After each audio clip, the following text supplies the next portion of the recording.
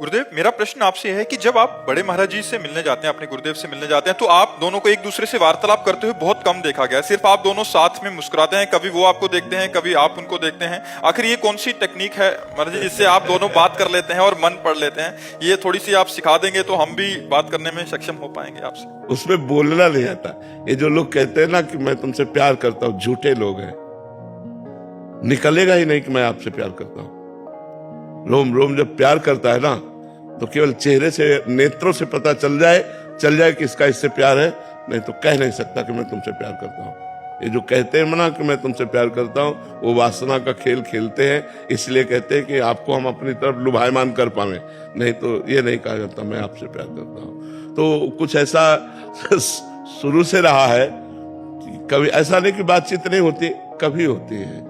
Video पड़े, बातचीत की वीडियो पड़े, वो कभी साल 6 महीने में नहीं। बस इतना ही होता है कि वो जब हमें देखते हैं तो हम ऐसे कर लेते हैं, और जब वो ऐसे किए होते तो हम उनको देख लेते हैं। बस ऐसे ही था।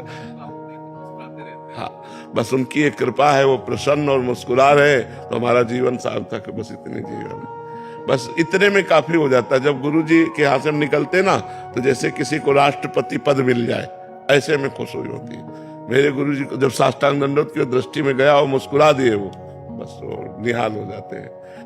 कभी जैसे चर्चा कोई ऐसी हुई तो भागवती खो गई, नहीं तो चुप शांत। और कोई ऐसा प्रश्न नहीं है जिसका उत्तर गुरुदेव यहाँ न देते हो।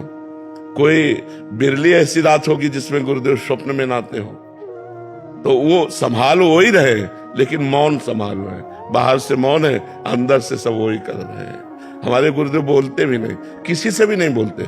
हमें से क्या, उनका स्वभाव है ना बोलना, बस चुप शांत। आप बोलते रहो, आप कुछ भी करो, चल दे। महाराज जी, प्रारंभ में आपने कभी बोला नहीं कि हमें भी सिखा दीजिए, उपासना सिखा दीजिए, जैसा भी है, या कैसे सेवा होती है सिखा दीजिए। महाराज जी से एक बार हमने कहा कि हमें सेवक वाणी का अर्थ समझना है आपसे, तो उन्होंने कहा हमारे पास बने रहो, अपने आप समझ जाओगे। वो ऐसे सिद्ध महापुरुष हैं कि उनको बोलने की जरूरत नहीं, बस उनके सानिध्य में रहो। जैसे सूर्य के सानिध्य में प्रकाश अपने आप मिलेगा, अंधकार नहीं टिकेगा। ये सूर्य से प्रार्थना करने की जरूरत नहीं कि आप हमें प्रकाश दीजिए, अंधकार का नाश कर दीजिए। ये उनका प्रभाव है। जहां सूर्य होंगे वहां अंधकार हो ही नहीं सकता। ऐसे अज्ञान तिमिरांधस्य ज्ञानांजन शलाकया चक्षुरुन्मीलितम तस्मै श्री गुरुवे नमः। जहाँ गुरुदेव भगवान का सानिध्य है, अज्ञान टिक ही नहीं सकता, अपने आप नष्ट हो जाएगा। और ऐसा नहीं कि उपदेश ना दिए हो, हमारी डायरी में लिखे हुए हैं उपदेश। कभी जैसे भाव में आए तो फिर शुरू हो गए।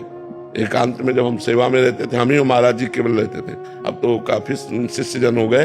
पहले शिष्य हम ही हैं, और 10 वर्ष हम ही महाराज जी रहे। ब्रजमंडल भ्रमण, ब्रज 84 कोस भ्रमण, गिरिराज जी की दंडोती परिक्रमा, वृंदावन की दंडोती परिक्रमा, बरसाने की दंडोती, ये सब गुरु जी के सानिध्य से, उन्हीं के साथ में।